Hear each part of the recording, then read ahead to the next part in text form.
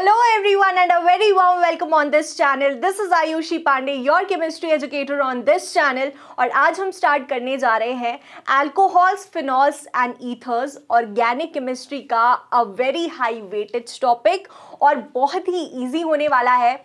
इसीलिए इम्पॉर्टेंट है क्योंकि अच्छा खासा वेटेज है, बहुत सारे क्वेश्चंस देखने को मिलते हैं, काफ़ी सारे नेम रिएक्शंस हैं, सारी बातें करने वाले हैं और ऑफ कोर्स मेरी पूरी कोशिश रहेगी कि हर एक चीज़ आपके लिए सिंप्लीफाई कर दूं. तो चलो शुरू करते हैं. चैप्टर में हम बात करेंगे किस किस की. सबसे पहले जाएंगे क्लासिफिकेशन पर, फिर बात करेंगे फिजिकल प्रॉपर्टीज की, केमिकल प्रॉपर्टीज की बात करेंगे एंड फाइनली एप्लीकेशन पार्ट. और एक चीज और देखेंगे of course methods of preparation. तो हमारा लेक्चर फ्लो कुछ इस तरह से रहने वाला है. पहले हम स्टडी करेंगे क्लासिफिकेशन, फिर बात करेंगे प्रेपरेशन की, मेथड्स ऑफ प्रेपरेशन की, physical properties, chemical properties and finally application. That is all. चलो तो आगे देखते हैं.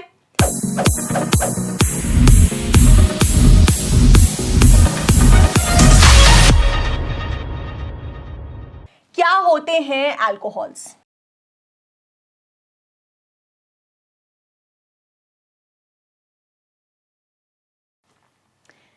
ठीक है, तो देखते हैं अल्कोहल्स क्या होता है.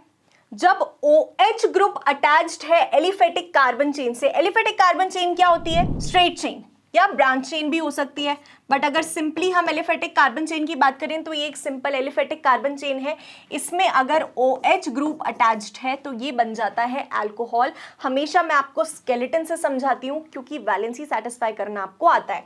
अच्छा, यहाँ पर मुझे 3 हाइड्रोजन ऐड करने होंगे, यहाँ पर 2 हाइड्रोजन ऐड करने होंगे और यहाँ पर कितने हाइड्रोजन ऐड करने होंगे? 1 2 3 और ये 4. ठीक है, तो ये हमारा बन गया एलिफेटिक हाइड्रोकार्बन चेन जिसमें OH ग्रुप अटैच्ड है. सिमिलरली बहुत सारे एग्जांपल्स हैं अल्कोहल के, जैसे कि आप ले सकते हो CH3OH, C2H5OH, CH2, CH2OH, OH. समझ आ रही है बात? OH ग्रुप दिख रहा है मतलब अल्कोहल है. ठीक है, आगे बात करते हैं फिनॉल्स की. क्या होते हैं फिनॉल्स? जैसे हमने देखा कि एलिफेटिक चेन पर OH ग्रुप अगर लगा है तो अल्कोहल्स बोलते हैं, वैसे ही फिनॉल्स क्या होता है? एरोमेटिक रिंग के ऊपर OH ग्रुप, यानी कि ये है हमारी एरोमेटिक बेंजीन रिंग और इसके ऊपर अगर OH ग्रुप अटैच्ड है तो ये हो जाएगा phenol. Haloalkanes, haloarenes जब हमने किया था तब भी मैंने आपके साथ डिस्कस किया था. ऑफ कोर्स आपको बिल्कुल भी परेशान होने की ज़रूरत नहीं है. वहाँ पर हमने जो किया था वो वहाँ के कॉन्सेप्ट हैं. जो कॉन्सेप्ट रिपीट होंगे वो भी मैं आपको दोबारा बताऊंगी. तो अगर आप एक ऐसे स्टूडेंट हो जिसने हेलो एल्केन्स, हेलो एरीन्स नहीं किया है तो डोंट वरी, बिल्कुल भी परेशान होने वाली बात नहीं है. यहाँ पर हम सब कुछ ग्राउंड जीरो से स्टार्ट करने वाले हैं. चलो आगे देखते हैं. फाइनल है ईथर्स. ईथर्स क्या होता है? When hydrogen is replaced by OR group या O एंड बेंजीन रिंग. कहने का मतलब ये है कि ये मेरा अल्काइल ग्रुप है. ठीक है, क्या होता है? CH4 हाइड्रोकार्बन होता है. हाइड्रोकार्बन को मैं ऐसे भी लिख सकती हूँ CH3H, एक ही बात है. तो ये जो CH3 है ये अल्काइल ग्रुप है जिसे R से डिनोट करते हैं और H लिख दिया तो ये हाइड्रोकार्बन हो गया. What is this? Simple hydrocarbon. अब इस हाइड्रोकार्बन को अगर मैं रिप्लेस कर दूं किससे? OR से, या फिर O एंड R की जगह एक बेंजीन रिंग, तो क्या हो जाएगा? ये बन जाएगा ROR या फिर RO and this benzene ring. समझ आ रही है बात? तो ये हमारे ईथर्स होते हैं. बहुत ही बेसिक सा इंट्रोडक्शन और इससे ज़्यादा रिक्वायर्ड ही नहीं है. ठीक है, चलो आगे बात करेंगे अल्कोहल्स के क्लासिफिकेशन की, फिर हम मूव करेंगे phenols and then finally ethers पर. तो on the basis of number of OH groups, जैसे हमने हैलो एल्केन्स में on the basis of number of halogen atoms किया था, वैसे ही यहाँ पर OH ग्रुप्स कितने हैं उसके बेसिस पर हम सबसे पहला क्लासिफिकेशन कर रहे हैं. और इसमें आता है मोनोहाइड्रिक, यानी कि केवल और केवल एक OH ग्रुप होगा. डाईहाइड्रिक मतलब 2 OH ग्रुप होंगे. ट्राईहाइड्रिक मतलब 3 OH ग्रुप होंगे. एंड फाइनली पॉलीहाइड्रिक मतलब मोर देन 3. सही बात है, मोर देन 3. तो मोनोहाइड्रिक अल्कोहल के एग्जाम्पल्स देख लेते हैं. CH3OH, C2H5 OH, C3H7OH and so on. जितने भी अल्कोहल्स हैं जिसमें केवल और केवल एक OH ग्रुप है, ये मोनोहाइड्रिक अल्कोहल्स होंगी, ठीक है। मोनोहाइड्रिक अल्कोहल्स हमारी फर्दर डिवाइड हो जाती हैं 1 डिग्री में, 2 डिग्री में और 3 डिग्री में। ये हम आगे पढ़ेंगे क्यों हो जाती हैं, ये वाली चीज भी देखेंगे, ठीक है। सेकेंड है डाइहाइड्रिक अल्कोहल, जिसमें 2 OH ग्रुप्स होते हैं। फॉर एग्जाम्पल ये आपके फर्स्ट का एग्जाम्पल है। सेकेंड डाइहाइड्रिक अल्कोहल्स का एग्जाम्पल क्या हो जाएगा, ये मैंने कार्बन बनाए, इन्हीं के ऊपर 2 OH लगा दिए, वैलेंसी सेटिस्फाई कर लेंगे H2H2 लगाकर, यस और नो, ये हमारा डाइहाइड्रिक अल्कोहल हो गया। सेकेंड एग्जाम्पल क्या हो सकता है, कार्बन चेन बना ली, 2 OH ग्रुप लगा दिए, ठीक है, वैलेंसी सेटिस्फाई कर लो, CH2 CH2 CH2, सही वैलेंसी सेटिस्फाई हुई है, ठीक है। इसमें 1 2 3 4 1 2 3 4 1 2 3 एंड 4, ठीक है, बिल्कुल सही। ट्राइहाइड्रिक अल्कोहल में क्या होता है, 3 ग्रुप्स होते हैं, 3 OH ग्रुप्स होते हैं। थर्ड कैटेगरी आपकी ट्राइहाइड्रिक अल्कोहल्स की, 3 कार्बन बना लिए मैंने और तीनों पर एक एक OH को चिपका दिया। चिपका दो यार तुम भी फटाफट से अपनी कॉपीज में, ठीक है। ये इसकी वैलेंसी कितनी होगी, CH3 होगी क्या, नहीं नहीं नहीं नहीं, CH3 नहीं होगी, ये होगा CH2, बिकॉज कार्बन की एक वैलेंसी है, 2 वैलेंसी है और 2 हाइड्रोजन ने सेटिस्फाई कर दी। इस वाले कार्बन पर केवल और केवल 1 हाइड्रोजन लगेगा और कार्बन की वैलेंसी सेटिस्फाई, इस वाले कार्बन पर 2 हाइड्रोजन। और ये स्ट्रक्चर क्या कहलाता है, what is this structure called, is nothing but glycerol. Glycerol एक हाईली विस्कस लिक्विड है, बहुत ही डेंस थिक लिक्विड होता है, ठीक है। तो इस तरह से हमने क्लासिफिकेशन देखा, पॉलीहाइड्रिक अल्कोहल में 3 से ज्यादा OH ग्रुप अटैच्ड होते हैं, दैट इज ऑल। अब अपन बात करते हैं मोनोहाइड्रिक अल्कोहल्स की फर्दर, फटाफट से देख लेंगे इतना, ओके। मोनोहाइड्रिक अल्कोहल्स को हम फर्दर क्लासिफाई कर सकते हैं based on the degree of carbon atom, ठीक है। कैसे, देखो क्या होता है ना कि sp3 COH बॉन्ड, जैसे CX बॉन्ड में हमने sp3 और sp2 का डिवीजन देखा था हैलो एल्केन्स और हैलो एरीन्स में, सिमिलरली यहां पर भी इस केस में भी हम क्लासिफाई करेंगे on the basis of COH bond hybridisation, मतलब OH जिस कार्बन से जुड़ा है उसका हाइब्रिडाइजेशन क्या है, उसमें भी हमने कैटेगराइज किया है, ठीक है। तो क्या बोला है यहाँ पर, monohydric alcohols may be further classified according to the hybridization of the carbon atom to which the hydroxyl group is attached। ध्यान से देखेंगे, ये मेरा हाइड्रोक्सिल ग्रुप है, ये जिस कार्बन से अटैच्ड है, इस कार्बन का हाइब्रिडाइजेशन क्या है, अगर वो sp3 है तो अलग कैटेगरी बनेगी, अगर sp2 है तो अलग कैटेगरी बनेगी। बात समझ में आई, मोनोहाइड्रिक अल्कोहल्स के लिए एप्लीकेबल है, ध्यान देंगे। सबसे पहली चीज है on the basis of degree of carbon, कि जो कार्बन है वो जिससे OH ग्रुप अटैच्ड है, दिस इज द कार्बन जिससे OH ग्रुप अटैच्ड है, इसकी डिग्री क्या है। तो अगर ये फर्दर एक कार्बन से अटैच्ड है तो ये 1 डिग्री कार्बन है, समझ आ गई बात। और इसी को हम क्या बोलते हैं, प्राइमरी कार्बन। लेकिन क्योंकि इसमें OH ग्रुप अटैच्ड है तो ये हो जाएगा प्राइमरी अल्कोहल, समझ आ गई बात।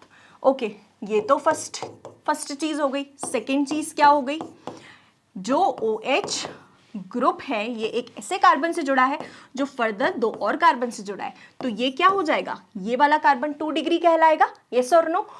और इस टाइप के कार्बन को हम बोलते हैं सेकेंडरी कार्बन, बट क्योंकि OH ग्रुप अटैच्ड है तो ये हो जाएगा सेकेंडरी अल्कोहल, समझ आ गई बात। Third, similarly tertiary, OH group जिस कार्बन से जुड़ा है ये फर्दर 3 कार्बन से जुड़ा है, ठीक है। आप चाहे तो उसको ऊपर नीचे भी बना सकते हो फॉर ईज ऑफ अंडरस्टैंडिंग। ये वाला कार्बन हो जाएगा 3 डिग्री कार्बन, ठीक है। अच्छा, अब इस कार्बन का ये जो 1 डिग्री 2 डिग्री 3 डिग्री कार्बन है, इसका जरा हम हाइब्रिडाइजेशन चेक करते हैं। तो हाइब्रिडाइजेशन हम कैसे चेक करते हैं, ये मैंने आपको लास्ट जब हम हैलो एल्केन्स हैलो एरीन्स कर रहे थे उसमें भी बताया था। एक बार मैं समराइज कर देती हूँ आपको। सिग्मा और लोन पेयर इक्वल टू कितने होने चाहिए, 4 होने चाहिए, 3 होने चाहिए, 2 होने चाहिए for sp3 hybridisation, for sp2 hybridisation and for sp hybridisation. Hybridisation check करने के लिए हम पाई इलेक्ट्रॉन्स को बिल्कुल भी काउंट नहीं करते हैं, ठीक है। तो सिग्मा प्लस लोन पेयर कितने होने चाहिए? 4 sp3 के लिए, 3 sp2 के लिए और 2 sp के लिए। तो चेक करते हैं इस केस में, यहाँ पर ये वाला कार्बन है, इसकी अभी 2 ही वैलेंसीज सेटिस्फाइड हैं, तो ऑफ कोर्स हमें वैलेंसीज ऐड करनी पड़ेंगी। टेट्रा वैलेंसी होती है कार्बन की, स्केलेटल के थ्रू समझाया क्योंकि इजी है, हाइड्रोजन आप खुद ऐड कर सकते हो, इतना मुझे पता है, ठीक है। चलो, तो अब मुझे क्या काउंट करना है?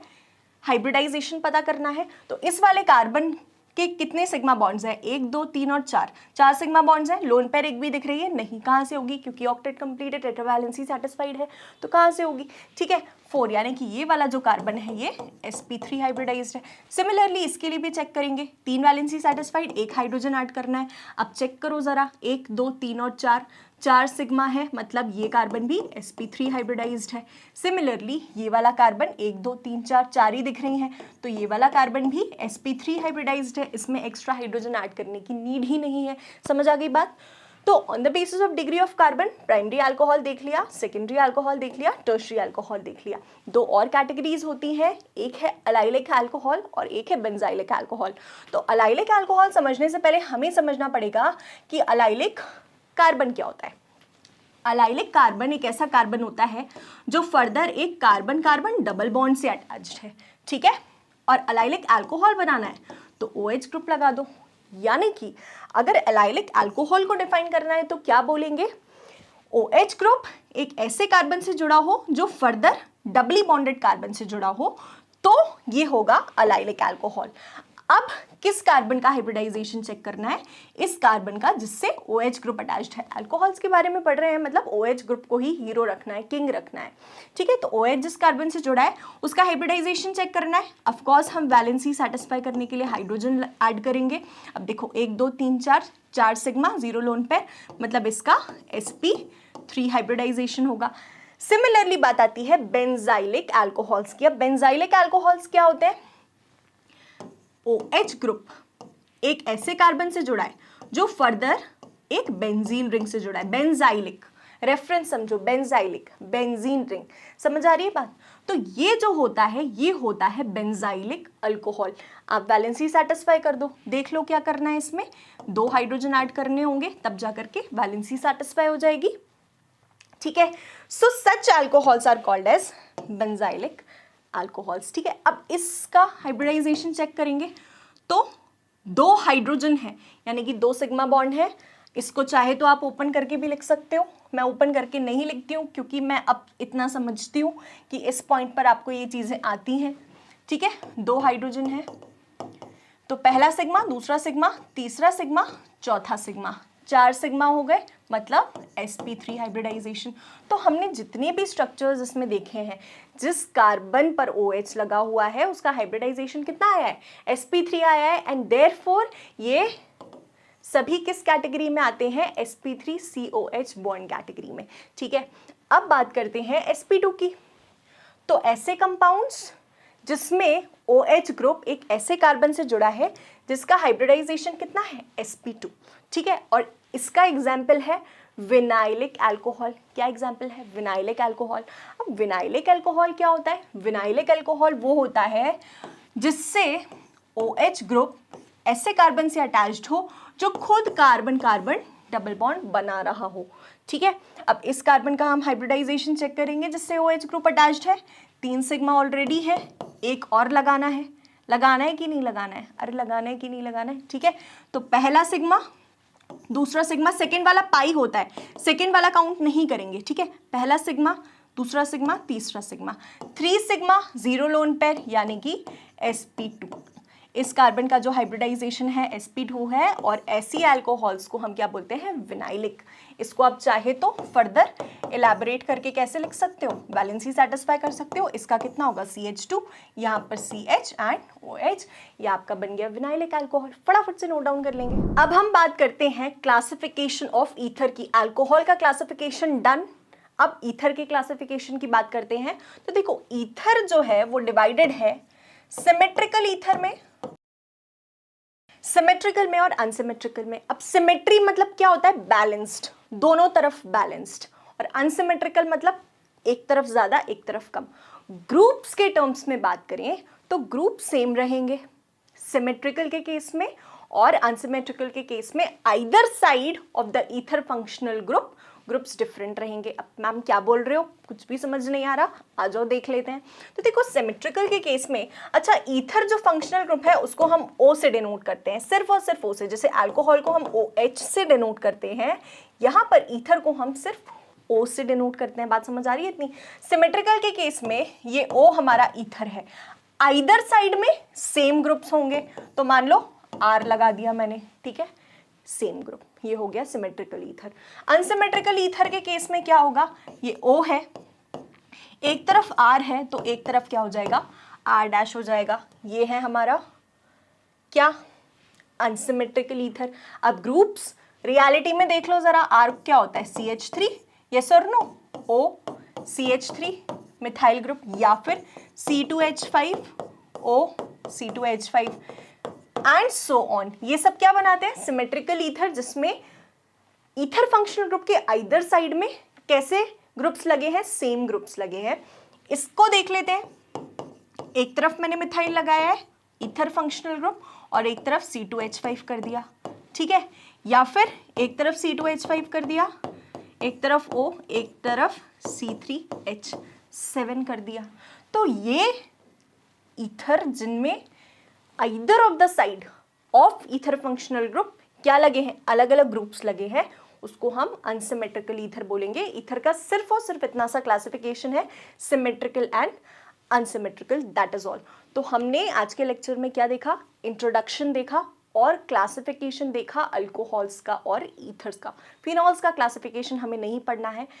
अब नेक्स्ट लेक्चर में हम देखेंगे nomenclature of alcohols, phenols and ethers. तो आज के लेक्चर के लिए इतना ही। आई होप यू एंजॉयड और वीडियो इन्फॉर्मेटिव लगी हो। That is all. Thank you so much.